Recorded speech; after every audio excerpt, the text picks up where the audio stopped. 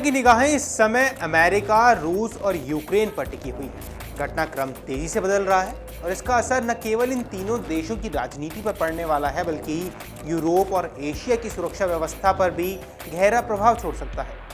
15 अगस्त को अमेरिकी राष्ट्रपति डोनाल्ड ट्रंप और रूसी राष्ट्रपति व्लादिमीर पुतिन की मुलाकात अलास्का में हुई। यह मुलाकात करीब 3 घंटों तक चली और मीडिया के सामने ट्रंप ने इसे बहुत ही उपयोगी करार दे दिया। अब ट्रंप का यह बयान अपने आप में काफ़ी ज़्यादा मायने रखता है, क्योंकि इस बैठक से पहले तक अमेरिका और रूस के बीच तनाव की स्थिति लगातार बनी हुई थी। लेकिन इस 3 घंटे की बातचीत ने वैश्विक स्तर पर यह संकेत दिया है कि शायद अब कुछ बड़ा होने वाला है। नमस्कार, आप देख रहे हैं अमर उजाला। मैं हूं आपके साथ साहिल सुयाल। और अलास्का में बैठक खत्म होने के तुरंत बाद ट्रंप ने अपनी अगली चाल चल दी। उन्होंने यूरोपीय नेताओं से फोन पर बात की और उन्होंने ये बताया कि 22 अगस्त तक एक त्रिपक्षीय शिखर सम्मेलन आयोजित करना चाहते हैं। इस सम्मेलन में पुतिन और यूक्रेनी राष्ट्रपति व्लादिमीर ज़ेलेंस्की भी शामिल होंगे। अब ट्रंप का यह प्रस्ताव अचानक आया था, लेकिन इसके पीछे गहरी राजनीति और रणनीति छिपी नजर आ रही है। मीडिया रिपोर्ट्स की माने तो पुतिन से मुलाकात के तुरंत बाद ट्रंप ने यूक्रेनी राष्ट्रपति ज़ेलेंस्की से भी फोन पर संपर्क किया और दोनों नेताओं के बीच लंबी चौड़ी बातचीत हुई। और इस बातचीत में ये सहमति बनी है कि वो सोमवार को वॉशिंगटन में आमने सामने मिलेंगे। अब ज़ेलेंस्की ने सोशल मीडिया पर एक पोस्ट के जरिए इसकी पुष्टि भी कर दी। उन्होंने साफ साफ कहा कि सोमवार को व्हाइट हाउस में अमेरिकी राष्ट्रपति ट्रंप से वो मुलाकात करेंगे। अब यही नहीं, अमेरिकी ऑनलाइन मीडिया आउटलेट एक्सियोस ने भी ये खुलासा किया है कि ट्रंप ने यूरोपीय नेताओं को भी सोमवार को होने वाली इस बैठक में शामिल होने का न्योता दिया है। यानी ये सिर्फ अमेरिका और यूक्रेन की बैठक नहीं होगी, बल्कि इसमें यूरोप की भी अहम भूमिका रहने वाली है। जर्मन चांसलर फ्रेडरिक मर्ज ने शनिवार को एक बयान जारी कर कहा कि ज़ेलेंस्की और ट्रंप की बैठक के बाद त्रिपक्षीय शिखर सम्मेलन की उम्मीद की जा रही है। हालांकि रूस की तरफ से अभी तक इस प्रस्तावित सम्मेलन पर कोई आधिकारिक प्रतिक्रिया सामने नहीं आई। वहीं अगर रूसी मीडिया की माने तो ये कहा जा रहा है कि ट्रंप ने यूरोपीय नेताओं से बातचीत में एक शांति समझौते का भी प्रस्ताव रखा है।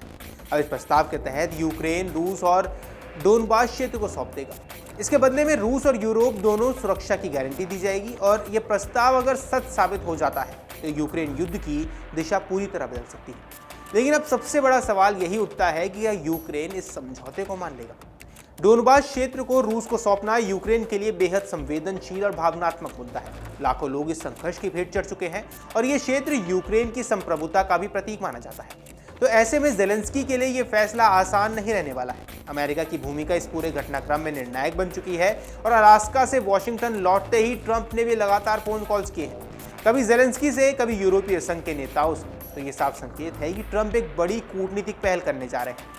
अब सोमवार को जब ट्रंप और ज़ेलेंस्की की मुलाकात व्हाइट हाउस में होगी, तब यह तय होने वाला है कि शांति वार्ता की राह आगे बढ़ती है या फिर ये प्रयास सिर्फ एक कूटनीतिक बयानबाजी तक ही सीमित रह जाता है। अब अगर सब कुछ ट्रंप की योजना के अनुसार रहा तो 22 अगस्त को ट्रंप, ज़ेलेंस्की और पुतिन एक साथ टेबल पर नजर आएंगे। अब ये दृश्य दुनिया के लिए ऐतिहासिक होगा, जहां एक तरफ अमेरिका का राष्ट्रपति, यूक्रेन का राष्ट्रपति और सामने होंगे रूस के राष्ट्रपति व्लादिमीर पुतिन। तीनों के बीच बातचीत अगर होती है तो ये 21वीं सदी की सबसे महत्वपूर्ण बैठकों में से एक होगी। फिलहाल यूरोपीय नेताओं की नजरें भी इस पर टिकी हुई हैं और वो जानते हैं कि इस संघर्ष से सिर्फ यूक्रेन या रूस का नहीं, बल्कि यूरोप की स्थिरता और सुरक्षा का भी मुद्दा जुड़ा हुआ है। जर्मनी, फ्रांस और अन्य यूरोपीय देश भी किसी भी हाल में युद्ध को लंबा खींचते नहीं देखना चाहते। वही अमेरिका अपने नेतृत्व को एक बार फिर से साबित करना चाहता है, खासकर ऐसे समय में जब ट्रंप अपनी विदेश नीति को लेकर पहले ही आलोचनाओं का सामना कर रहे हैं। अब अगले कुछ दिन इसलिए भी बेहद अहम रहने वाले हैं, क्योंकि सोमवार को वॉशिंगटन में ट्रंप और ज़ेलेंस्की की मुलाकात से ये साफ हो जाएगा कि आगे का रास्ता किस ओर जाने वाला है। अगर रूस भी इस पहल पर सहमति जताता है तो 22 अगस्त को दुनिया इतिहास बनता देख सकती है। लेकिन अगर रूस ने इनकार कर दिया तो ये पूरा प्रयास धराशायी हो सकता है और कूटनीति की इस बिसात पर अभी भी कई मोहरें चलनी बाकी हैं। पुतिन की चुप्पी, ज़ेलेंस्की की मजबूरी और ट्रंप की महत्वाकांक्षा, ये तीनों मिलकर ये तय करेंगे कि यूक्रेन युद्ध का अगला अध्याय आखिर कैसा होगा। लेकिन इतना तय है कि अलास्का से शुरू हुई ये कहानी अब वॉशिंगटन और फिर शायद 22 अगस्त के सम्मेलन तक दुनिया की सुर्खियों पर छाई रहेगी। संक्षेप में अगर आप समझाएं तो ट्रंप ने पुतिन से 3 घंटे की गुप्त बातचीत के बाद एक बड़ी शांति पहल की है। उन्होंने यूरोप, यूक्रेन और रूस को एक मंच पर लाने की कोशिश भी शुरू कर दी।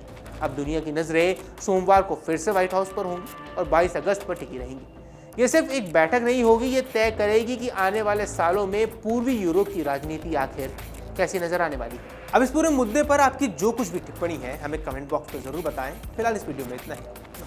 अगर आप ये वीडियो YouTube पर देख रहे हैं तो हमारे चैनल को सब्सक्राइब कर बेल आइकन दबाएं और Facebook पर देख रहे हैं तो हमारे पेज को लाइक करें।